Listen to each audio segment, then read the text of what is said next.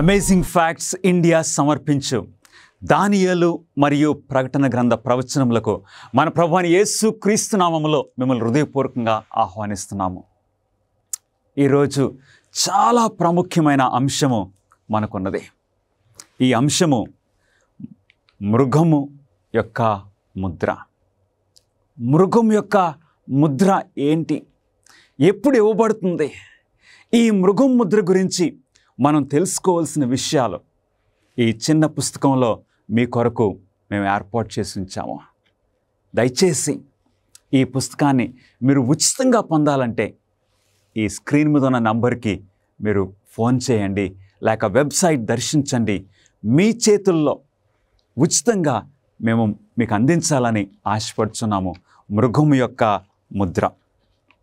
ఈ చాలా ప్రాముఖ్యమైన అంశాన్ని మనము బైబిల్లో నుండి నేర్చుకోకముందు ప్రార్థన చేసుకుని చదువుకుందాం. మహాపరిశుద్ధుడా, మీకే స్తుతులు స్తోత్రములు. మాతో మాట్లాడండి. మీ పరిశుద్ధాత్మను మాకు బోధకునిగా అనుగ్రహించి మేము గ్రహించినట్లు మా మనోనేత్రములు తెరవమని మా ప్రభువును మీ ప్రియకుమారుడైన నజరేయుడైన యేసు క్రీస్తు నామములో అడిగి వేడుకొంచున్నాం తండ్రి. ఆమెన్. ఆదామవ్వలు పాపము ఈ భూమి మీద ప్రారంభమైన తర్వాత వారు ఏదైనా తోటలో నుండి బయటికి రావాల్సి వచ్చింది. ఇప్పుడు ఈ భూమి మీద ఏదైనా తోట నుండి బయటకు వచ్చిన తర్వాత వారు జీవితాన్ని ప్రారంభించారు. కొంతకాలంలో వారికి 2 కుమారులు కూడా జన్మించారు. ఆ 2 కుమారులు కయీను, హేబేలు, ఇద్దరు కూడా భిన్నాభిప్రాయములు కలిగిన వారుగా మనం చూస్తూ ఉన్నాము. దేవుని వాక్యం సెలవిస్తుంది. ఆదికాండము 4వ అధ్యాయము 2వ వచనము, హేబేలు గొర్రెల కాపరి, కయీను భూమిని సేద్యపరచువాడు. హేబేలుకు ఆ గొర్రెల వెనుక, ఆ కొండలు, ఆ పచ్చిక బయళ్ళలో వెళ్ళటము హేబేలుకి చాలా ఆనందంగా ఉండేది. గొర్రెలను కాస్తూ ఉండేవాడు. కయీను అయితే భూమిని సేద్యపరచువాడు. దేవుని వాక్యం సెలవిస్తుంది, తల్లిదండ్రులు కయీనును హేబేలును దేవుని మార్గంలో నడిపించడానికి ప్రయత్నం చేస్తున్నారు. దేవుడు ఇప్పుడు పాపము బయలుదేరింది కాబట్టి ఈ పాపము నుండి మానవులుగా మనం బయటపడాలంటే, పాప క్షమాపణ పొందాలంటే దేవుని వాక్యం సెలవిస్తుంది, రక్తము చిందించకుండా పాప క్షమాపణ లేదు. అందు గురించి ఈ కుమారులిద్దరూ ఇప్పుడు యవన ప్రాయంలోనికి వచ్చారు. వారిద్దరూ కూడా దేవునికి అర్పణలు తీసుకుని వచ్చినట్లు ఆదికాండము 4వ అధ్యాయము మనకు తెలియజేస్తుంది. ఈ అన్నదమ్ములు ఇద్దరూ కూడా దేవుణ్ణి ఆరాధించడానికి వచ్చారు. ఇద్దరూ కూడా అర్పణలు తీసుకుని వచ్చారు. హేబేల్ అయితే ఒక చక్కటి శ్రేష్టమైన ఒక గొర్రెపిల్లను దేవునికి అర్పణగా తీసుకొచ్చాడు. కయీను అయితే భూమిలో నుండి పండిన ఆ పదార్థములను తీసుకొని వచ్చాడు. ఇద్దరు బలిపీఠాలు నిర్మించారు. ఇద్దరు దేవునికి అర్పించారు. దేవుని వాక్యం సెలవిస్తుంది, ఆదికాండము 4వ అధ్యాయము 5వ వచనములో, కయ్యూను అతని అర్పణను ఆయన లక్ష్య పెట్టలేదు. కానీ దేవుడు హేబేలు అర్పించిన ఆ గొర్రెపిల్లను లక్ష్య పెట్టారు. దీనితో ఏం జరిగింది? ఎప్పుడైతే దేవుడు కయ్యూను అర్పణను అంగీకరించలేదో, హేబేలు యొక్క అర్పణను, హేబేలు యొక్క ఆరాధనను దేవుడు అంగీకరించారో, కయ్యూను ఇప్పుడు ఒక కలహం పెట్టుకున్నాడు, కోప్పడ్డాడు. ఆదికాండము 4:8 కయ్యూను తన తమ్ముడైన హేబేలుతో మాట్లాడెను. కయ్యూను తన తమ్ముడైన హేబేలు మీద పడి అతనిని చంపెను. ఎందుకు ఈ కలహము, ఎందుకు ఈ వైరము ఏర్పడింది? ఆరాధన విషయము. కయ్యూను తన తమ్ముడైన హేబేలును చంపేశాడు. తర్వాత ఆదికాండము 4:4 మనం చూస్తే దేవుడు కయ్యూనుతో కూడా మాట్లాడారు. నీ తమ్ముడైన హేబేలు ఎక్కడ ఉన్నాడు? కయ్యూను ఇప్పుడు దేవునితో అమర్యాదగా మాట్లాడాడు. మనకు తెలుసు కయ్యూను శపించబడ్డాడు. ఈ శిక్ష, ఈ శాపము నేను భరించలేనంతగా ఉన్నదని కయ్యూను అంటున్నాడు. కానీ ప్రభువా నన్ను క్షమించు అని కయ్యూను అనలేదు. అంటే కయ్యూను అవిధేయతలోనే, దేవుని ఎడల తిరుగుబాటులోనే ఉండిపోవడానికి ఇష్టపడినట్లు మనం గమనిస్తూ ఉన్నాము. కయ్యూను దుర్మార్గతలో నిలిచిపోవటం వలన దేవుడు కయ్యూనుకు ఒక గుర్తు వేసినట్లు దేవుని వాక్యము మనకు తెలియజేస్తుంది. అంటే కయ్యూను అవిధేయతలో నిలిచిపోయినందుకు ఒక ముద్ర కయ్యూను పొందినట్లు మనం చూస్తూ ఉన్నాము. గమనిస్తున్నారా ప్రియ దేవుని బిడ్డలారా? ఆరాధన బట్టి ఆ కలహము, నీ తమ్ముని రక్తం యొక్క స్వరము నేలలో నుండి నాకు మొరపెట్టుచున్నదని దేవుడు సెలవిచ్చారు. ఆదికాండము 4:15 మరి ఎవడైనను కయ్యూనును కనుగొని అతనిని చంపకయుండునట్లు యెహోవా అతనికి ఒక గుర్తు వేసను. గుర్తు అంటే ముద్ర అని కూడా అర్థము మనం తీసుకోవచ్చు. దేవుని ప్రియులరా, ఆరాధన బట్టి ఒక కలహము ఏర్పడింది. ప్రకటన గ్రంథంలో కూడా మనం చూసినట్లయితే ఈ చివరి దినాల్లో ప్రకటన గ్రంథములో 2 రకములైన ఆరాధించేవారు మనకు కనపడుతున్నారు. ఒకరి ఆరాధన దేవుడు అంగీకరిస్తున్నారు, మరొకరి ఆరాధన దేవుడు అంగీకరించట్లేదు. ఎలాగైతే దేవుడు కయ్యూను ఆరాధనను అంగీకరించలేదో అప్పుడు కయ్యూను మండిపడి హేబేలును చంపాడో అలాంటి పరిస్థితి మరలా ఈ భూమి మీదకి రాబోతుందని దేవుని వాక్యం సెలవిస్తుంది. అంటే ఈ భూనివాసులందరూ 2 గుంపులుగా అవబోతున్నారు. దేవుడు ఉద్దేశించిన ప్రకారంగా, దేవుడు ఆజ్ఞాపించిన ప్రకారంగా ఎవరైతే దేవుణ్ణి ఆరాధన చేస్తారో వారు దేవుని ముద్రను పొందబోతున్నారు. ఎవరైతే వారి యొక్క అనుకూలను బట్టి, వారి యొక్క సొంత ఉద్దేశములను బట్టి కయ్యూను వలె ఎవరైతే దేవుణ్ణి ఆరాధించడానికి ప్రయత్నం చేస్తారో అట్టి వారికి కయ్యూను ఒక గుర్తు పొందినట్లు, ఒక ముద్ర పొందినట్లు వారు మృగం ముద్రను పొందబోతున్నారు. మొట్టమొదటి ప్రశ్నకు మనం వెళ్ళబోతున్నాము. చివరి 7 తెగుళ్ళు గుండా ఎవరు రక్షింపబడతారు?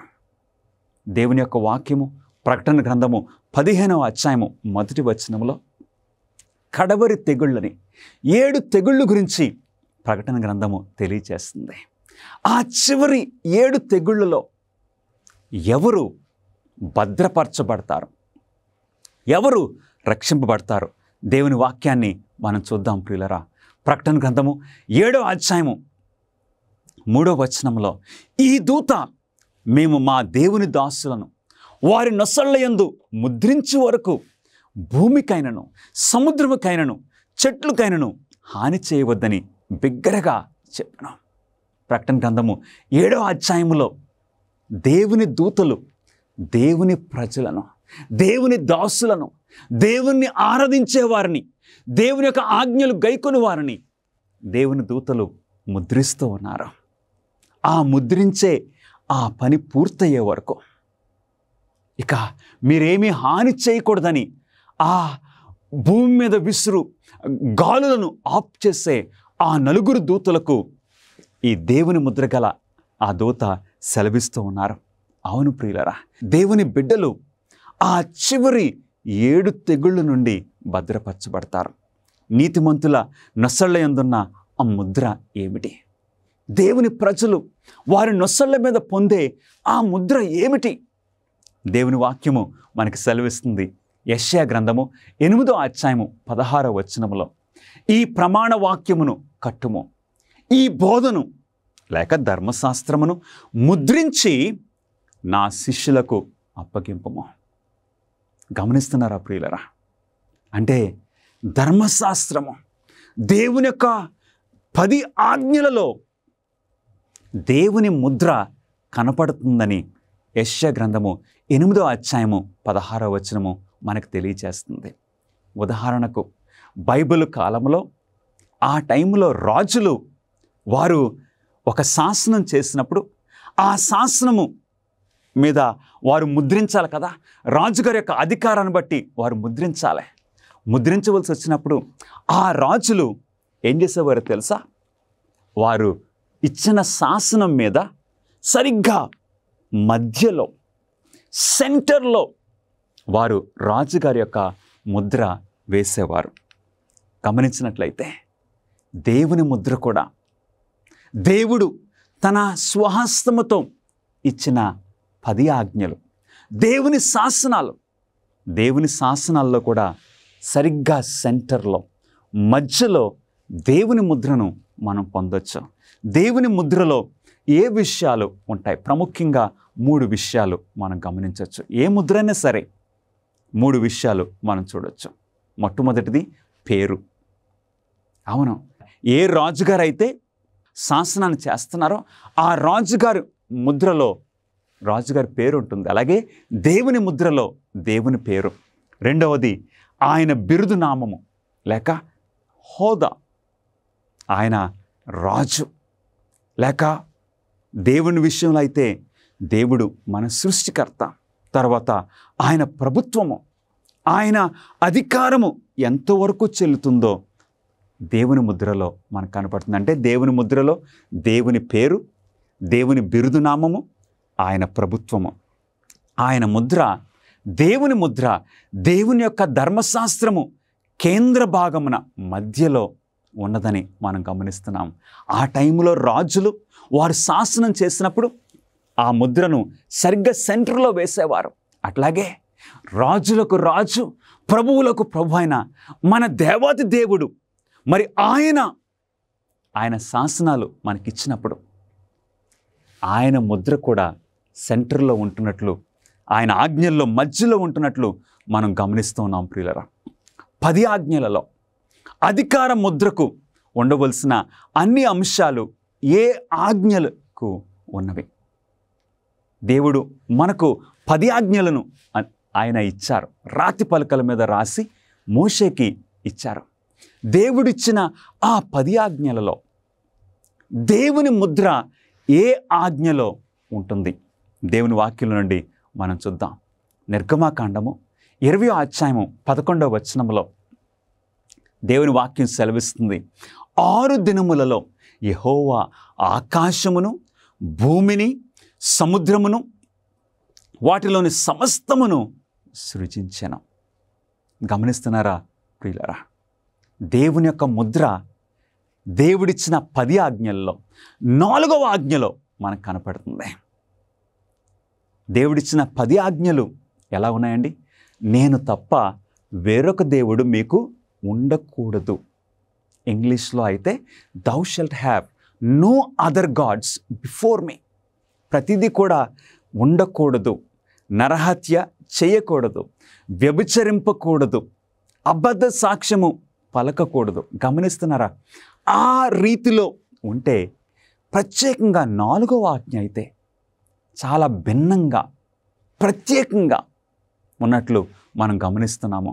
దేవుడిచ్చిన 10 ఆజ్ఞల్లో 4వ ఆజ్ఞ పెద్ద ఆజ్ఞగా ఉన్నది. ఏమంటుందండి? విశ్రాంతి దినమును పరిశుద్ధంగా ఆచరించుటకు జ్ఞాపకం ఉంచుకొనుమని నిర్గమాకాండము 20వ అధ్యాయము 8వ వచనములో 4వ ఆజ్ఞ ఆ విధంగా ప్రారంభమవుతుంది. ప్రతి ఆజ్ఞము ఉండకూడదు, చేయకూడదు అన్నట్లుగా ఉంటే ఈ ఆజ్ఞము విశ్రాంతి దినమును పరిశుద్ధంగా ఆచరించుటకు జ్ఞాపకం ఉంచుకొనుమని దేవుని వాక్యం సెలవిస్తుంది. ఆజ్ఞలన్నిటిలో పెద్ద ఆజ్ఞగా ఉన్న ఈ 4వ ఆజ్ఞలో దేవుని ముద్ర మనకు కనపడుతుంది. జ్ఞాపకం ఉన్నాయి కదా, దేవుని ముద్రకు ఉండవలసిన ఆ 3 విషయాలు: ఆయన పేరు, ఆయన బిరుదు నామము, మూడవది ఆయన ప్రభుత్వము, ఆయన అధికారము. మనకి ఆయన అధికారం ఎంతవరకు చెల్లుతుందో ఆ అధికార పరిధి మనకు కనపడుతుంది. నిర్గమాకాండము 20వ అధ్యాయం 11వ వచనములో ఆయన పేరు కనపడుతుంది, యెహోవా. తర్వాత ఆకాశమును, భూమియు, సముద్రమును, వాటిలోని సమస్తమును సృజించెను అంటే సృష్టికర్త. ఆయన హోదా, ఆయన బిరుదు సృష్టికర్త. పేరు యెహోవా, తర్వాత ఆయన హోదా సృష్టికర్త. తర్వాత మూడవది ఆయన ప్రభుత్వము, ఆయన అధికార పరిధి ఏంటండి? ఆకాశము, భూమియు, సముద్రమును, వాటిలోని సమస్తము. మనము మృగమును గుర్తించి ఉన్నాము. అయితే దాని అధికార ముద్ర ఏమిటి? ఇంతకుముందు మన వర్తమానంలో మృగము అంటే ఏంటో మనం చూసాము. ఆ మృగము ఏ అధికారానికి సూచనగా ఉన్నదో మనం చూసాము. ఆ మృగం యొక్క అధికార ముద్ర ఏమిటో మనం చూద్దాము. ఇక్కడ మనకి స్క్రీన్ మీద క్యాటకిజం అని కనపడుతుంది. రోమన్ క్యాథలిక్ సంఘానికి ఇది క్యాటకిజం అంటే వారి యొక్క పద్ధతులు, ప్రశ్న సమాధానము రూపంలో ఈ పుస్తకంలో రాయబడ్డాయి. ఇప్పుడు చూద్దామండి. ఈ ప్రశ్న ఈ గ్రంథములో, ఈ క్యాటకిజంలో ప్రశ్న ఏమున్నది? విశ్రాంతి దినము ఏ రోజు? ఇప్పుడు సమాధానము, జవాబు శనివారము విశ్రాంతి దినము. ఎవరు చెప్తున్నారు ఈ మాటలు? మన రోమన్ క్యాథలిక్ సంఘం వారు. విశ్రాంతి దినము ఏ రోజు? దేవుణ్ణి ఆరాధించవలసింది ఏ రోజు?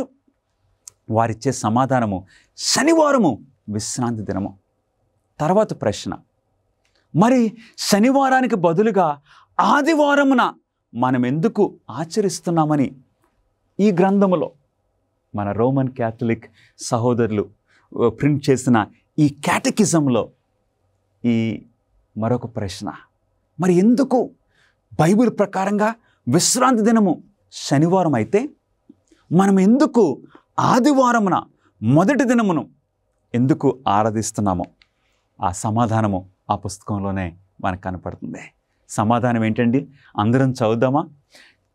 క్యాథలిక్ సంఘము సబ్బాతు పరిశుద్ధతను శనివారము నుండి ఆదివారానికి బదిలీ చేసినందున మనము శనివారానికి బదులుగా ఆదివారాన్ని ఆచరిస్తున్నాము. ఈ బదిలీ, ఈ ట్రాన్స్ఫర్, ఈ మార్పిడి ఎవరు చేశారు?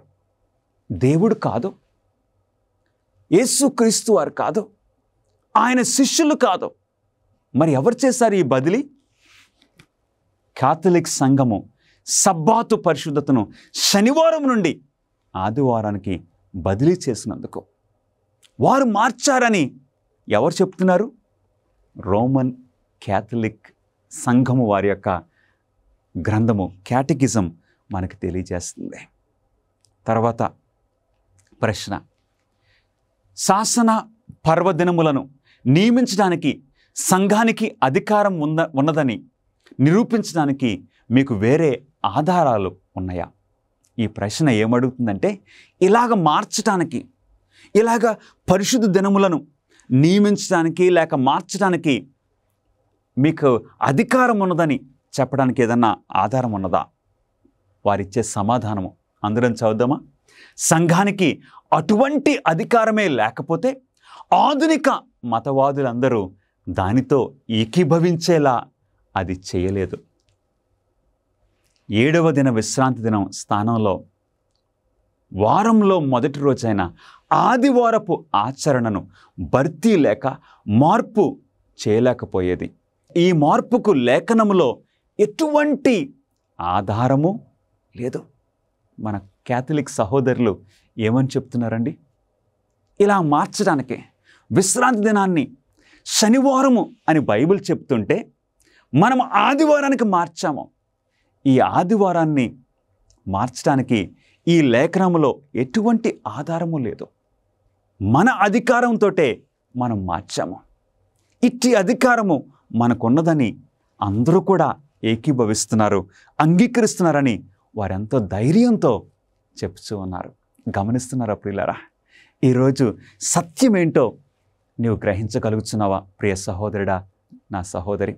ప్రకటన గ్రంథము 13లోని 2వ మృగము ఏమి చేయనట్లు అందరినీ బలవంతము చేయుచున్నది. ప్రకటన గ్రంథం 13వ అధ్యాయంలో 2వ మృగము మనకు కనపడుతుంది. ఈ 2వ మృగము భూమి మీద నుండి బయటకు వస్తుంది. 2 కొమ్ములు కలిగి ఉన్నది. ఈ మృగము ఏం చేస్తుందో మనం చూద్దాం. ప్రకటన గ్రంథము 13వ అధ్యాయము 16వ వచనంలో దేవుని వాక్యం సెలవిస్తుంది. కాగా కొద్దివారు కానీ, గొప్పవారు కానీ, ధనికులు కానీ, దరిద్రులు కానీ, స్వతంత్రులు కానీ, దాసులు కానీ అందరూ తమ కుడి చేతి మీదనైనను తమ నొసటి అందైనను ముద్ర వేయించుకొనున్నట్లును అది వారిని బలవంతము చేయుచున్నది. గమనిస్తున్నారా? ప్రతి ఒక్కరూ కూడా కొద్దివారేంటి, గొప్పవారేంటి, ధనికులేంటి, దరిద్రులేంటి, స్వతంత్రులేంటి, దాసులేంటి, ప్రతి ఒక్కరూ కూడా వారి కుడి చేతి మీదనైనను నొసటి మీదనైనను ఆ ముద్ర వేయించుకోమని బలవంతం చేస్తుంది. గమనిస్తున్నారా ప్రియులరా? ఆ మృగము ముద్ర అందరూ కూడా వారి కుడి చేతి మీద నొసటి మీద వేయించుకోవాలని బలవంతం చేస్తున్నట్లు దేవుని వాక్యం సెలవిస్తుంది. అట్టి బలవంతము జరిగినప్పుడు నీ పరిస్థితి ఏంటి ప్రియ సహోదరుడా, సహోదరి? అట్టి బలవంతం జరిగినప్పుడు నీవేం చేస్తావు? వేయించుకుంటావా లేక దేవుని పక్షమున నిలబడతావా? ఇప్పుడు ఎవరికైనా మృగం యొక్క ముద్ర ఉన్నదా? ఎవరైనా సరే ఇప్పుడు మృగం ముద్రను కలిగి ఉన్నారా? దేవుని వాక్యము ఏం సెలవిస్తుంది? ప్రకటన గ్రంథంలోనే మనం చూడొచ్చు. ప్రకటన 13వ అధ్యాయము 17వ వచనంలో ఆ ముద్ర అనగా ఆ మృగము పేరైనను దాని పేరట సంఖ్య అయినను గలవాడు తప్ప క్రయ విక్రయములు చేయుటకు మరి ఎవనికి అధికారము లేకుండునట్లును. అవును, అంటే ఈ మృగం ముద్ర బలవంతంతో ఉంటుంది. ఇంకెలా ఉంటుంది? అది క్రయ విక్రయములకు సంబంధించి ఉంటుంది, ఆర్థిక విషయాలకి సంబంధించి ఉంటుంది. ఇట్లాంటి అధికారము, ఇట్లాంటి శాసనము ఏదన్నా వచ్చిందా ఈ భూమి మీద? ఇంకా రాలేదు. అంటే దీనిని బట్టి మనం గ్రహిస్తున్నాము, ఇంకా మృగము ముద్ర ఎవరూ కూడా పొందలేదు. హల్లెలూయా! ఈ మృగం ముద్ర అనేది భవిష్యత్తులో బహు త్వరలో రాబోతుంది. అందుగురించే దేవుడు నిన్ను ప్రేమించి నన్ను ప్రేమించి మనకి హెచ్చరిక దేవుడు చేస్తూ ఉన్నారు, మనల్ని సిద్ధపరుస్తున్నారు. మనం మృగం ముద్ర పొందకూడదని దేవుని యొక్క ఉద్దేశం. అంటే దేవుని ఉద్దేశం ఏంటి?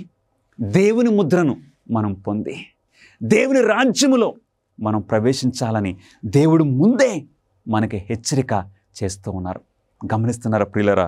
ఈ మృగం ముద్ర ఇంకా ఎవరూ పొందలేదు.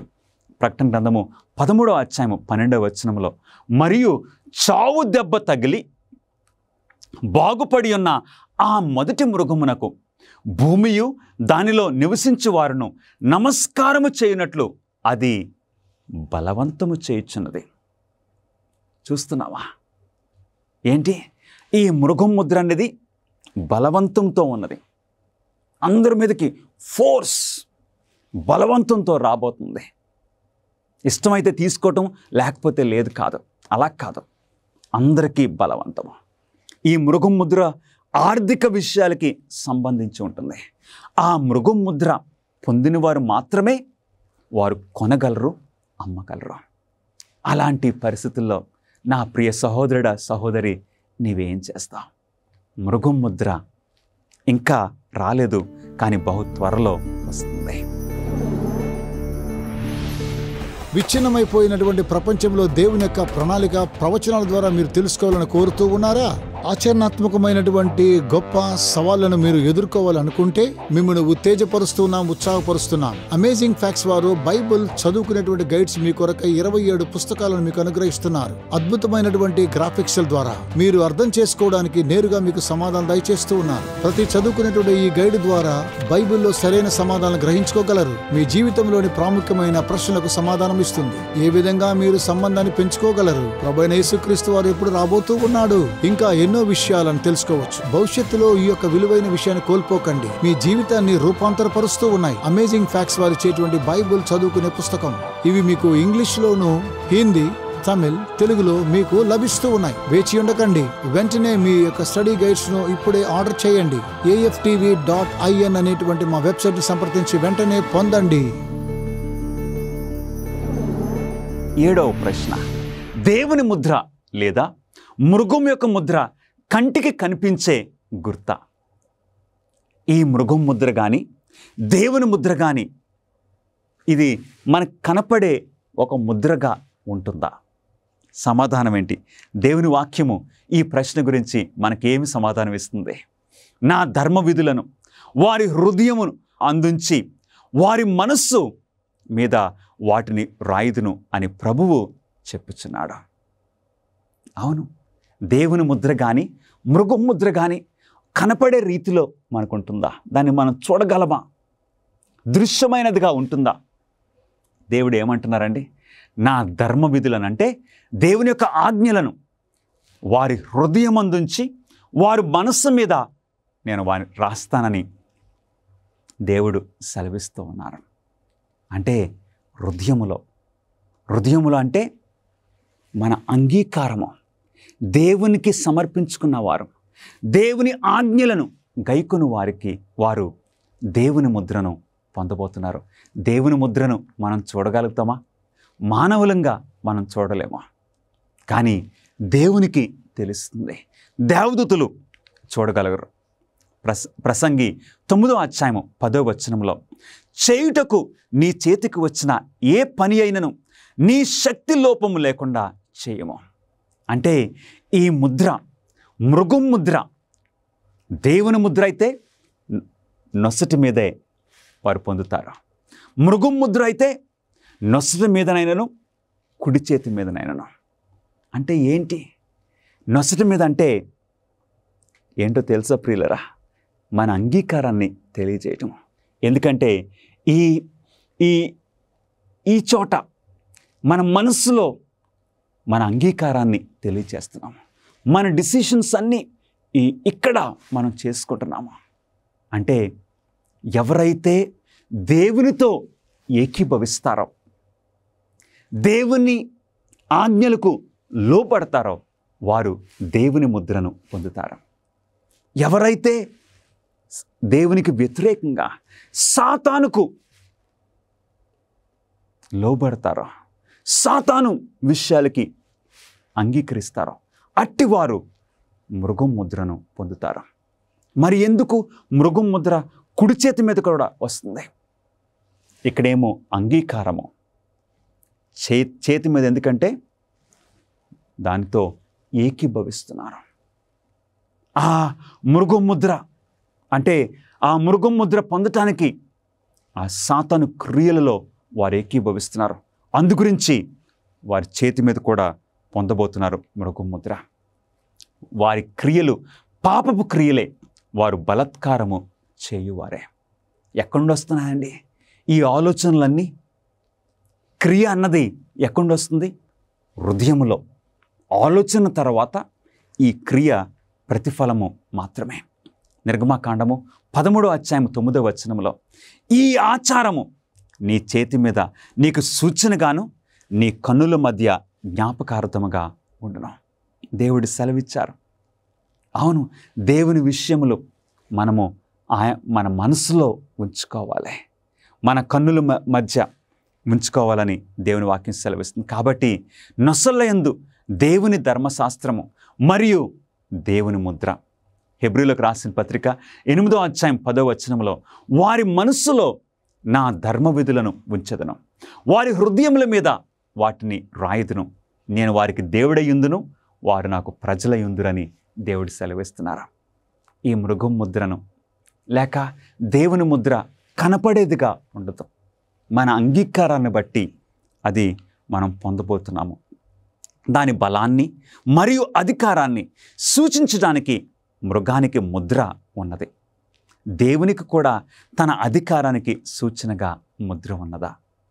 అంటే దేవుని ముద్ర ఏంటి? మృగం యొక్క అధికారానికి ఒక ముద్ర ఉంది, అలాగే దేవుని అధికారానికి దేవునికి కూడా ఒక ముద్ర ఉన్నది. అదేంటో మనం తెలుసుకుందాము.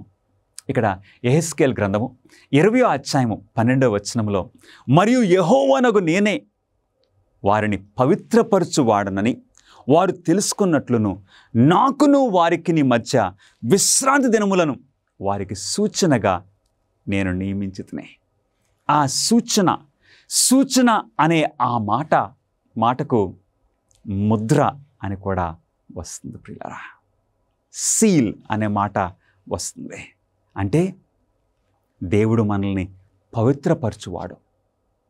మనల్ని మనము మార్చుకోలేము, మనల్ని మనము పవిత్రపరచుకోలేము.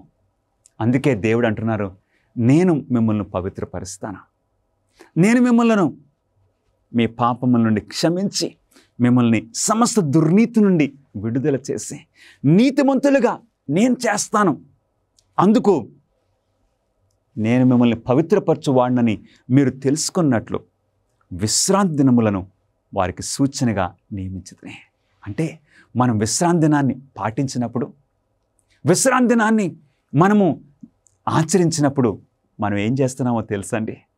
ఇదిగో నా దేవుడు, నా విమోచకుడు, నన్ను పవిత్రపరచు నా దేవుడు, నా పాపాలను క్షమించే దేవుడని మనం దేవుణ్ణి హెచ్చిస్తూ ఉన్నాము. యెహెజ్కేలు గ్రంథము 20వ అధ్యాయము ఇప్పుడు 20వ వచనములో మనం చూస్తే, నేను నియమించిన విశ్రాంతి దినములను ఆచరించుడి. దేవుడు అంటున్నారా, నేను నియమించిన విశ్రాంతి దినములను ఆచరించుడి, నేను మీ దేవుడైన యెహోవానని మీరు తెలుసుకున్నట్లు ఆ విశ్రాంతి దినములు నాకును మీకును మధ్య సూచనగా ముద్రగా ఉండునని దేవుని వాక్యం సెలవిస్తుంది. అంటే ఇక్కడ దేవుడు ఏమంటున్నారో తెలుసండి, నేను మీ దేవుణ్ణని, మీరు నా ప్రజలని, మీకును నాకును మధ్య ఒక చక్కటి సంబంధం ఉన్నదని తెలుసుకోవడానికి ఒక సైన్, ఒక ముద్ర, ఒక సూచన. ఏంటా సూచన? విశ్రాంతి దినములో. అవును, మన భారతదేశంలో ఈ మాంగళ్యము లేకపోతే మంగళసూత్రం అంటారు చూడండి,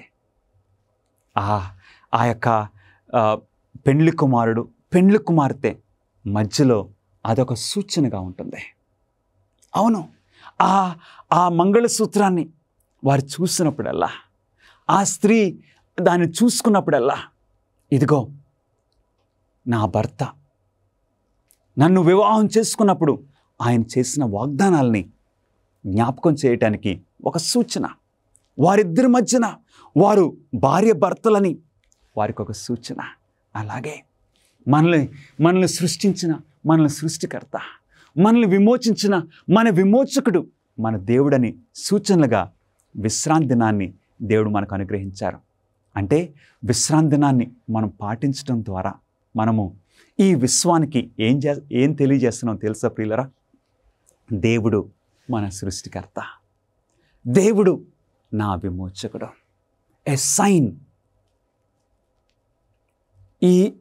ఈ సూచనలు దేవుడు మనకిచ్చారు విశ్రాంతి దినాన్ని. అంటే దేవుని ముద్ర ఎక్కడున్నది ప్రియులరా? విశ్రాంతి దినములో ఆయన అధికారము.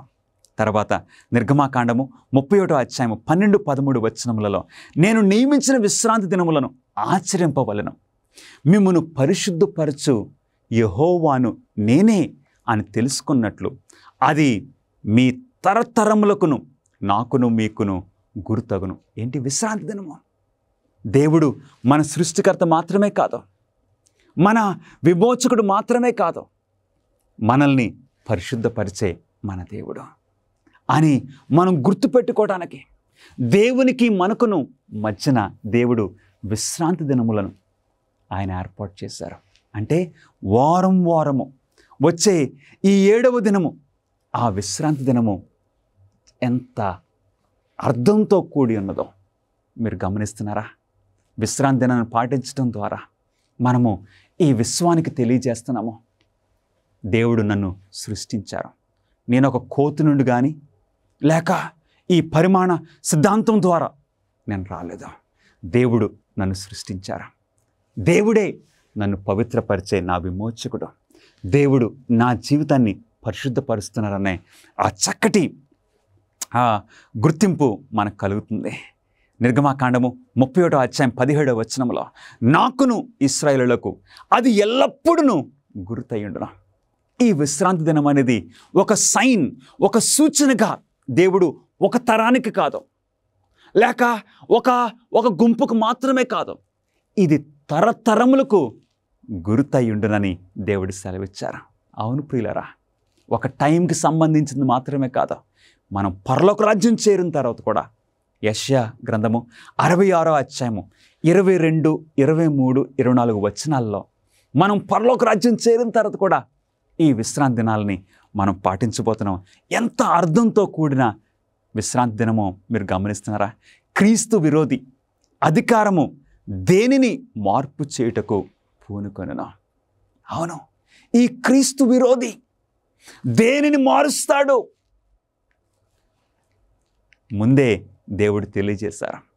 దానియేలు గ్రంథము 7వ అధ్యాయము 25వ వచనములో ముందే దేవుడు తెలియజేశారు. ప్రియులారా, ఇలాంటి మార్పు సాతానుడు విశ్రాంతి దినాన్ని మార్చబోతున్నాడు అని దేవుడు ముందే ఆయన ప్రవక్త అయిన దానియేలు ద్వారా మనకు తెలియజేశాడు. అతడు అంటే క్రీస్తు విరోధి లేక సాతానుడు, సాతాను యొక్క అనుచరులు పండుగ కాలములను న్యాయ పద్ధతులను నివారణ పూనుకొనును. నివారణ చేయటం అంటే మార్చేసేయటము, మార్పు చేయటము. ఇలాంటి జరగబోతుందని దేవుడు ముందే తెలియజేశారు. ఎందుకు? నీవు నేను మోసపోకూడదని. గమనిస్తున్నారా నా ప్రియ స్నేహితులారా? దేవుడు నిన్ను నన్ను ప్రేమించి మనకిస్తున్నారా? ఈ పోపుకు కాలాలను మార్చడానికి, చట్టాలను రద్దు చేయడానికి మరియు అన్ని విషయాలలో క్రీస్తు శాసనాలలో కూడా కలుగు చేసుకునే అధికారము కలదు. ఈ మాటలు దేవదూషణ కాదా? దేవుడు తన స్వహస్తముతో రాతి పలకల మీద ఆయన ఆజ్ఞలను రాసి దేవుడు ఆయన ముద్రను వేశారు. ఆ 4వ ఆజ్ఞలో ఆయన సీల్ 4వ ఆజ్ఞలో పెట్టారు. ఇవి ఎవరు కూడా మార్చకూడదని రాతి పలకల మీద దేవుడు రాశారు.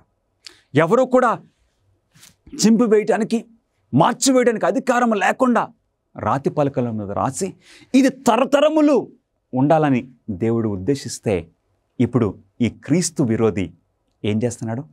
దేవుడు ఏర్పాటు చేసిన ఆ కాలానికి సంబంధించిన ఆ పద్ధతులను, ఆ చట్టాలని మార్చడానికి ప్రయత్నం చేయటము ఇది దేవదూషణ కాదా ప్రియులారా? వాస్తవానికి క్యాథలిక్ సంఘము ఈ మార్పు తన చర్యేనని పేర్కొన్నది. మరియు ఈ చర్య మతాధికార విషయాలలో మరియు మతపరమైన విషయాలలో కలుగు చేసుకునే దాని అధికారానికి గుర్తని కూడా పేర్కొన్నది.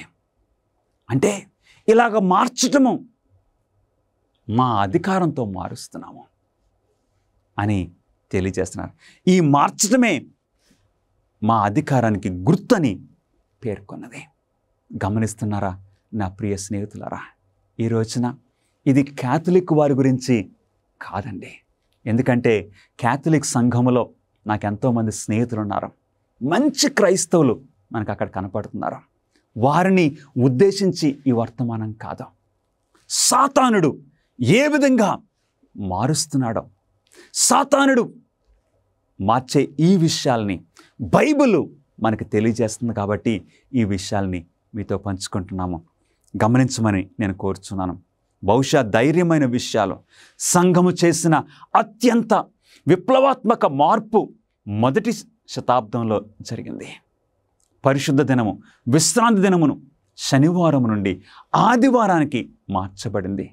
లేఖనాల్లో ఉన్న ఏ మూల నుండి కూడా ఆ మార్పుకు అధికారం లేదు. శనివారము విశ్రాంతి దినము ఆదివారానికి మార్చడానికి ఈ లేఖనాల్లో ఎక్కడా కూడా ఆధారము లేదు. కానీ అది సంఘానికి అధికారం ఉన్నదన్న దాని సొంత భావన నుండి జరిగినది. ఈ మార్పుకి బైబిల్ నుండి ఎక్కడా కూడా ఆధారం లేదు. మరి ఎలా మార్చగలిగారు? మా సంఘానికి ఉన్న అధికారాన్ని బట్టి మార్చాము. లేఖనాలే ఏకైక అధికారముగా ఆధారంగా ఉండాలని భావించే వ్యక్తులు లెక్క ప్రకారము 7వ దిన అడ్వెంటిస్టులుగా మారాలి మరియు శనివారాన్ని పరిశుద్ధంగా ఆచరించాలి. Saint Catherine Catholic Church Sentinel, May 21, 1995. దీని అర్థం ఏంటో తెలుసా? ఈ శనివారం నుండి ఆదివారానికి మార్చింది బైబిలు అధికారాన్ని బట్టి కాదు, సంఘ అధికారాన్ని బట్టి.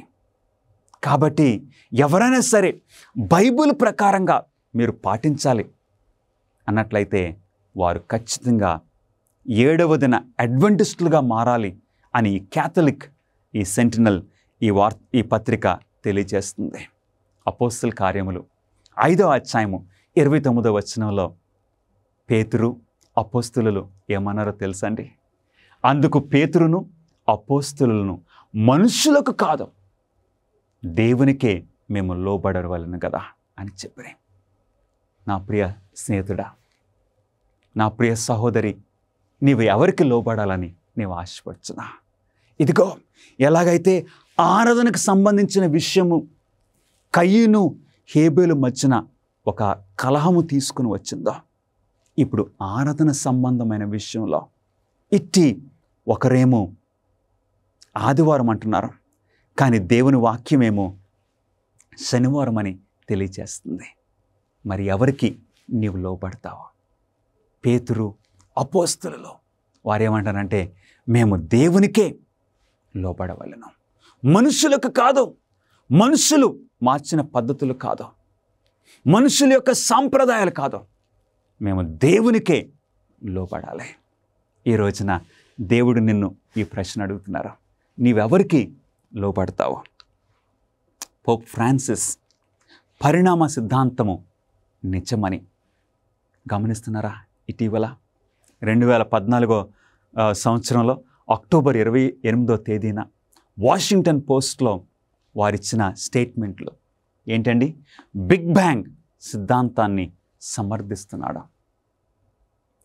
దేవుని వాక్యమేమో దేవుడు మనలను సృష్టించారు, ఆయన స్వహస్తాలతో దేవుడు సృష్టించారు, ఆయన నోటి మాటతో ఇవన్నీ దేవుడు సృష్టించి మానవుల్ని ఆయన చేతి పనిగా సృష్టించారని దేవుని వాక్యం సెలవిస్తుంటే, పోప్ ఫ్రాన్సిస్ గారు పరిణామ సిద్ధాంతం అంటే ఎవల్యూషన్ థియరీ అది నిజమని ఆయన సమర్థిస్తున్నారు. ఎంత విచారమో! ప్రకృతిలో పరిమాణం సృష్టి అనే భావనకు భిన్నంగా లేదు. ఎందుకంటే పరిణామం చెందుతున్న జీవుల సృష్టి అవసరము. ఎంత విచారం ప్రియులారా! ఏ విధంగా దేవుని యొక్క వాక్యము నుండి మనం దూరంగా వెళ్ళిపోతున్నామో. ఈ బైబిల్లో దేవుణ్ణి ఆరాధించడానికి ప్రాముఖ్యమైన కారణం ఏంటో తెలుసా? నేను సృష్టికర్తను కాబట్టి దేవుడు ఆరాధించమని అడుగుతున్నారు. దేవునికి తర్వాత ఇతర ఈ దేవతలకు తేడా ఏంటో తెలుసా? దేవుడు సృష్టికర్త కాబట్టి, ఆయన మనల్ని సృష్టించారు కాబట్టి మన ఆరాధనకు దేవుడు యోగ్యుడు. కానీ ఈ రోజున క్రైస్తవ మతాధికారులంటూ అందరూ కూడా శాంతిదూత అంటూ చూస్తున్న ఈ దేవుని సేవకులు ఏమంటున్నారు? ఈరోజు సృష్టికర్త నుండి మనల్ని దూరంగా చేస్తున్నారు. ఇంకేంటో తెలుసా? మనం ఆదికాండమును అక్షరాల అర్థం చేసుకోకూడదు. ఈ బైబిల్, ఈ లేఖనాలను ఒక ప్రక్క నుండి మన ప్రభువైన యేసుక్రీస్తు వారు ఏం చెప్పారు? లేఖనములను పరిశోధించండి. ఈ లేఖనములను పరిశోధించినప్పుడు మీకు నిత్యజీవం కలుగుతుంది. కానీ వారేమంటున్నారు? మతాధికారులు, మనం అక్షరాల అర్థం చేసుకొని అవసరం లేదా, దీనిని సంపూర్ణంగా అర్థం చేసుకొని అవసరం లేదా? ఈ రోజున ఇలాంటి భిన్నాభిప్రాయములు ఉన్న ఈ పరిస్థితుల్లో నీవు ఎవరికి లోబడతావు? తన పురాతన యాజకులు లేక పాస్టర్లను గురించి దేవుని విమర్శలేమిటి? దేవుడు ఏమని సెలవిచ్చారు? మలాకీ గ్రంథము 2వ అధ్యాయము 8-9 వచనాల్లో ఆ పాత నిబంధన కాలంలో అప్పుడున్న దైవ సేవకులు ఎలా ప్రవర్తించారో దేవుడు ఈ విధంగా విమర్శ చేస్తున్నారు. ధర్మశాస్త్ర విషయంలో మీరు అనేకులను అభ్యంతరపరిచి నా మార్గములను అనుసరింపక ధర్మశాస్త్రమును బట్టి విమర్శించుటలో మీరు పక్షపాతులు. ఆ టైంలో ఉన్న దేవుని యొక్క యాజకులు దేవుని ప్రజలను ధర్మశాస్త్ర విషయంలో మళ్ళించేస్తున్నారు. అందుగురించి దేవుడు వారిని లెక్కడుగుతూ ఉన్నారు. ప్రియులారా, ఈరోజు కూడా దేవుడు ఈ టైంలో ఉన్న దైవ సేవకులను కూడా దేవుడు లెక్కడుగుతున్నారు. దేవుని పురాతన నాయకులు ఆయన ధర్మశాస్త్రంలోని గొప్ప విషయాలను ఎలాగ పరిగణించారు? దేవుని వాక్యం సెలవిస్తుంది. హోషేయ గ్రంథము 4వ అధ్యాయము 6వ వచనము, నీవు నీ దేవుని ధర్మశాస్త్రమును ఏంటండి మరచితివి, దేవుని యొక్క ఆజ్ఞలను మర్చిపోయావు. ఈ రోజున పరిస్థితి కూడా అలాగే అయ్యింది. హిస్టరీ రిపీట్స్ ఇట్ సెల్ఫ్ అని చెప్తారు. ఆ పాత నిబంధనలో ఆ కాలంలో జీవించిన వారు, ఆ యాజకులే ప్రజలను తప్పుదారిని పట్టించారు. ఈ టైంలో కూడా ఇదే జరుగుతుంది. హోషేయ గ్రంథము 8వ అధ్యాయము 12వ వచనము, నేను అతని కొరకు నా ధర్మశాస్త్రమును పరిపూర్ణముగా వ్రాయించి నియమించినను వాటిని అతడు అన్యములుగా ఇచ్చాను. అంటే దేవుని ఆజ్ఞలు తెలియనట్టుగా వారు ప్రవర్తించారు, లెక్కలేనట్టుగా వారు ప్రవర్తించారు. దేవుని యొక్క హృదయము ఎంత గాయపడి ఉంటుందో ఒకసారి గమనించండి. 1 యోహాను 5వ అధ్యాయం 3వ వచనము, మనం ఆయన ఆజ్ఞలను గైకొనుటయే దేవుని ప్రేమించుట, ఆయన ఆజ్ఞలు భారమైనవి కావు. దేవుని పదాజ్ఞలు భారమైనవని నువ్వు అంటున్నావా ప్రియ సహోదరుడా? దేవుని వాక్యం అంటుంది ఆయన ఆజ్ఞలు భారమైనవి కావు. దేవుని ప్రేమించడం అంటే దేవుని ఆజ్ఞలు గైకొనటమే. మీరు నన్ను ప్రేమించిన ఎడల నా ఆజ్ఞలు గైకొనుదని మన ప్రభువైన యేసుక్రీస్తు వారు యోహాను సువార్త 14వ అధ్యాయము 15వ వచనంలో తెలియజేస్తున్నారు. తన పరిశుద్ధ విశ్రాంతి దినమునకు సంబంధించి దేవుడు మత నాయకులకు ఏ ప్రత్యేకమైన గంభీరమైన గద్దింపును ఇచ్చారు. దేవుని వాక్యం సెలవిస్తుంది. యెహెజ్కేలు గ్రంథము 22వ అధ్యాయము 8వ వచనంలో, నాకు ప్రతిష్టములగు వస్తువులను నీవు తృణీకరించుచున్నావు, నా విశ్రాంతి దినములను నీవు అపవిత్రపరచుచున్నావు. దేవుడు వారిని గద్దిస్తున్నారు. నా ప్రతిష్ఠ దినములను, నా విశ్రాంతి దినములను నీవు అపవిత్రపరుస్తున్న వారిని దేవుడు గద్దిస్తున్నారు. అంత మాత్రమే కాదు, దాని యాజకులు నా ధర్మశాస్త్రమును నిరాకరించుదురు, నాకు ప్రతిష్టములకు వస్తువులను అపవిత్రపరచుదురు. ప్రతిష్టమైన దానికిని సాధారణమైన దానికిని భేదము ఎంచరు. అంటే ఏది పరిశుద్ధమైనది, ఏది సాధారణమైనది తేడా తీసేశారు. అందుకు దేవుడు వారిని గద్దిస్తున్నారు. ప్రియులరా, యెహెజ్కేలు గ్రంథము 22వ అధ్యాయము 26వ వచనము, నేను విధించిన విశ్రాంతి దినములను ఆచరింపరు, అనగా తమ కన్నులు మూసుకొనిచున్నారు, వారి మధ్య నేను దూషింపబడుచున్నాను. ఎప్పుడైతే దేవుని యొక్క ఆజ్ఞలను మనం అతిక్రమిస్తున్నామో దేవుణ్ణి మనం దూషిస్తున్నాం, దేవుని మరలా సిలువకు అప్పగిస్తున్నాం.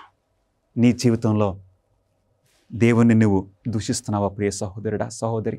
మరియు దాని ప్రవక్తలు వ్యర్థమైన దర్శనములు కనుచు యెహోవా ఏమియు సెలవీయనప్పుడు ప్రభువని యెహోవా ఇలాగూ సెలవిచ్చుచున్నాడని చెప్పుచు వట్టి సోదెగాండ్రయి జనులు కట్టిన మంటి గోడకు గచ్చపోత పూయువారై ఉన్నారు. దేవుని మాటకు విరుద్ధంగా, దేవుని విషయాలకి విరుద్ధంగా వారు చేస్తూ ఉన్నారు. గమనిస్తున్నారా ప్రియులరా? ఏ నిర్దిష్ట పాపాన్ని ఖండించమని దేవుడు తన నాయకులకు ఆజ్ఞాపించాడు. యెషయా గ్రంథము 58వ అధ్యాయంలో దేవుడు తెలియజేస్తున్నారు, తారక బూర ఊదినట్లు ఎలుగెత్తి బిగ్గరగా కేకలు వేయము, వారు చేసిన తిరుగుబాటును నా జనులకు తెలియచేయము. అవును ప్రియులరా, ఈ వర్తమానం ద్వారా మనం ఏ విషయంలో తప్పిపోయామో దేవుడు తెలియచేయమని అడుగుతున్నారు. దేవుని వాక్యాన్ని పాటించడానికి నీవు ఇష్టపడుచున్నావా?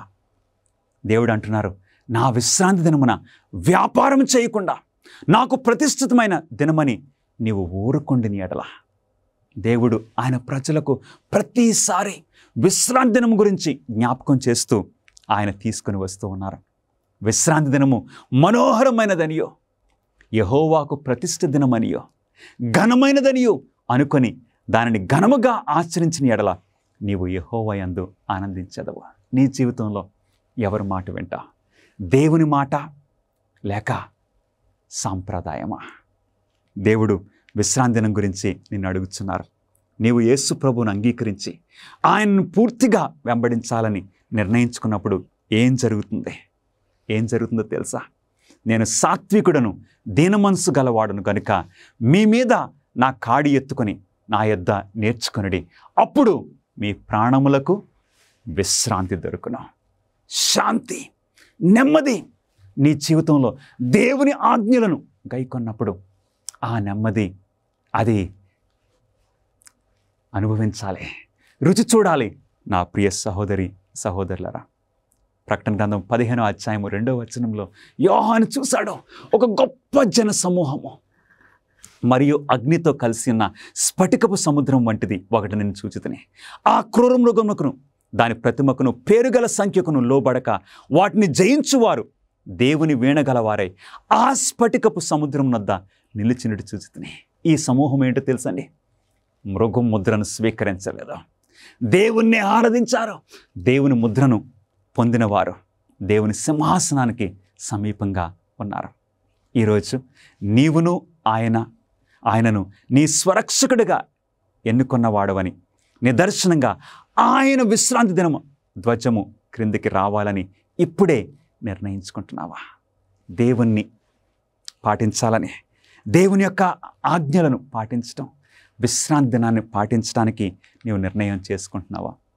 మృగం యొక్క ముద్రకు వద్దని చెప్పకముందు నీవు దేవుని ముద్రకు అవునని చెప్పాలి. యేసు నీ జవాబు కొరకు నీ హృదయం అనే తలుపు యొద్ద నిలబడి తట్టుచూ ఉన్నారా? అవును ప్రియులరా, ఎవరి పక్షమున నీవుంటావు? ఏ ముద్రను పొందాలని నీవు ఆశపడుతున్నావు? దేవుని ముద్ర, మృగం ముద్ర? నిర్ణయము నీదే. దేవుడు నిన్ను ఆశీర్వదించును గాక. ఆమేన్. గత 50 సంవత్సరాలుగా అమేజింగ్ ఫ్యాక్ట్స్ వారు బైబిల్ సత్యాలను ప్రపంచవ్యాప్తంగా ప్రకటిస్తూ ఉన్నారు. యేసుక్రీస్తు వారు సెలవిచ్చిన మేరకు ప్రతి రాజ్యానికి సువార్త ప్రకటిస్తున్నాం. రాజులకు, ఆయా భాషలు మాట్లాడే వారికి, మీరు మా కోసం చేసే ప్రార్థనలకు, సహకారానికి వందనాలు తెలియజేస్తున్నాం. చెట్లు అందమైనవి మరియు చెట్టుగా తయారవడానికి అవసరమైన ప్రతిదీ ఒక చిన్న విత్తనంలో నుండి వస్తుందంటే ఆశ్చర్యంగా అనిపిస్తుంది కదా. ఎందుకంటే అద్భుతం ఏంటో తెలుసా? చిన్ని QR కోడ్ లోపల మీరు ఆధ్యాత్మికంగా ఎదగడానికి మీకు కావాల్సినవన్నీ ఉన్నవి. Amazing facts India link tree ఇది. దీన్ని స్కాన్ చేయండి అంతే. వెంటనే మీరు మా బైబిల్ అధ్యయన ప్రణాళిక, మా వెబ్సైట్, మా book store, YouTube, Facebook, Instagram, ShareChat, మీరు ఇప్పుడు కనెక్ట్ అయ్యారు. ఈ చిన్న QR కోడ్ని స్కాన్ చేయండి. ఈ రోజే మీ ఆధ్యాత్మిక ఎదుగుదలకు శ్రీకారం చుట్టండి.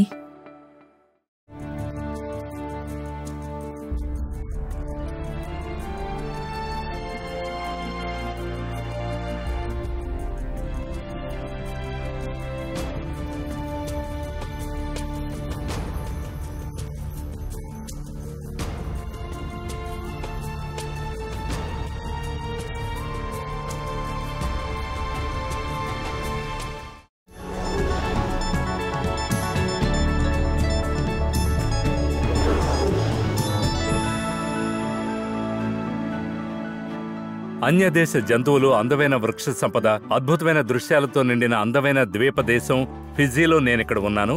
ఇక్కడి ప్రజలు ప్రపంచంలోనే అత్యంత మంచివారు. కానీ ఇది ఎల్లప్పుడూ అలా ఉండదు.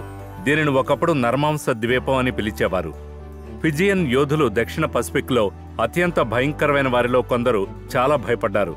తమ ప్రత్యర్థుల మెడను పగలగొట్టడానికి వారు ఉపయోగించిన ఆయుధాలలో ఇదొకటి. ఇది ఎందుకని మీరు అర్థం చేసుకోవచ్చు. వారు మిషనరీలను చంపి తినడానికి చాలా కాలం ముందు వారు ఒకరితో ఒకరు పోరాడుతూ చంపుకుంటూ తింటూ ఉండేవారు. వాస్తవానికి మీరు ద్వీపంలోని వివిధ చిన్న ప్రదేశాల గుండా వెళుతున్నప్పుడు వారు మానవ మెదడులను తినడానికి ఉపయోగించిన కొన్ని ఫోర్క్ల రీమేక్లను మీకు విక్రయిస్తారు. నిజానికి ఒక నర్మాంస భక్షక నాయకుడు రతు ఉద్రే ఉండేవాడు. 1800లలో ఎక్కువ మంది బాధితులను చంపి తినేసినందుకు గిన్నిస్ బుక్ ఆఫ్ వరల్డ్ రికార్డ్స్లో ఉంది.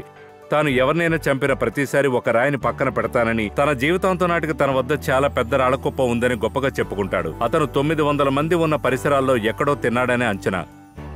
అయ్యో, నరమాంస భక్షానికి ఫిజియన్లు మాత్రమే గుత్తాధిపత్యం కలిగి లేరని మీకు తెలుసు. నిజానికి మనమందరం నరమాంస భక్షకులుగా ఉండగలమని బైబిల్ చెప్తోంది.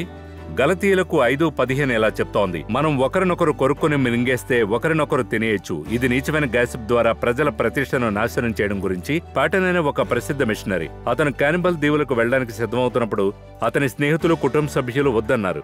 మీరు తింటారని వారు చెప్పారు. నేను చనిపోతే నన్ను పురుగులు తింటాయా లేదా దేవుడు కోరుకుంటే నేను దేవుని చిత్తం చేస్తున్నంత కాలం నన్ను నర్మాంస భక్షకులు తింటారా అనేది నాకు పట్టింపు లేదని ఆయన అన్నాడు.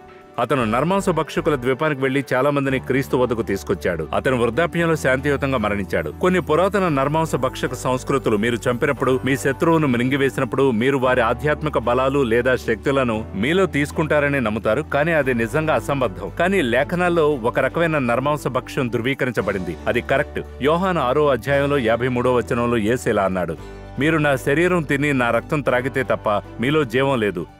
మీకు కావలసింది ఆయన వాక్యాన్ని చదివి ఆయన జీవితం గురించి తెలుసుకోవడం. మీ స్థానంలో ఆయన త్యాగాన్ని విశ్వాసం ద్వారా అంగీకరించడం. మీరు కొత్త హృదయాన్ని కలిగి ఉండి కొత్త జీవిగా మారచ్చు. మీరిప్పుడు కూడా అది చేయొచ్చు.